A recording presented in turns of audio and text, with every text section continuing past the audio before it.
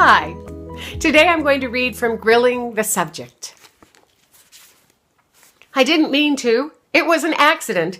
But as I swooped past one of the Cookbook Nook's display tables while carrying a stack of cookbooks in my arms, my elbow nicked a spine. That set off an event that would make a domino chain reaction physicist proud. Every book that I'd carefully placed upright fell. Smack, smack, smack. All the customers in the shop, a few still dressed in their Sunday finest, spun to take a peek. My cheeks burned with embarrassment. Slick Jenna. Real slick. Why was I off my game? I had been on edge since I'd awakened this morning. I took a tumble over a log on the beach during my morning walk. And then I burned the toast, broke a glass, and snagged my favorite lacy white sweater on the door latch. Each time I blundered, I felt like I was being watched, judged by an unknown someone. Shoot, I muttered under my breath. I didn't mind the mess. Ever since I'd quit working as an advertising executive in San Francisco and returned to Crystal Cove to help my Aunt Vera open a culinary bookshop nearly a year ago. How time flies. I had arranged and rearranged the Cookbook Nook multiple times. I had assembled books by chefs, by theme, and by difficulty of recipe. Customers seemed to enjoy the rotation. I think they secretly liked the personal attention the staff at the shop provided when they asked for help locating a title. Eek! Bailey Bird, who was my best friend and also my employee, shrieked at the top of her lungs, which sent my already pinging nerves into overdrive. She was at the back of the store near the children's table, trotting in place. Her multicolored bangles jangled. Her summery skirt flounced up and down. Jenna, help! I rushed to her, my flip-flops flapping, my hair caught in my mouth. I sputtered it out. What's going on? Eek! She cried again. She wasn't on fire. I didn't see a mouse. Are you practicing the flamenco? I asked in an attempt to lighten the mood. Spiders! You know I hate spiders! She tap danced, trying to nail her prey with the toes of her espadrille sandals. Help! I pushed up the sleeves of my second favorite lacy white sweater, hiked up the knees of my trousers, and crouched to inspect. Afternoon sunlight highlighted two spiders. One, including its legs, couldn't have been the size of a pea. The other wasn't much larger. They must have materialized from the box of books Bailey had brought from the stockroom.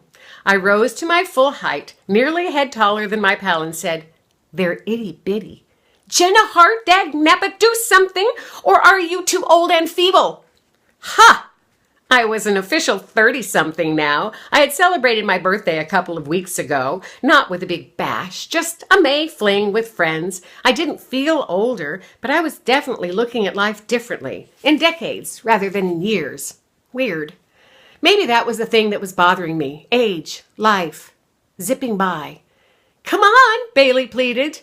Tigger, the darling ginger kitten, now cat, who rescued me when I first moved back to Crystal Cove, darted from beneath the children's reading table and pounced at one of the spiders. He didn't catch it. His quarry fled to safety under a floorboard.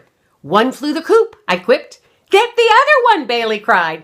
I wasn't a fan of spiders, but I would never make such a ruckus about teensy creatures. Wait, I take that back. I might squeal if I saw a black widow spider. "Come on, Jenna! Pronto! Please!"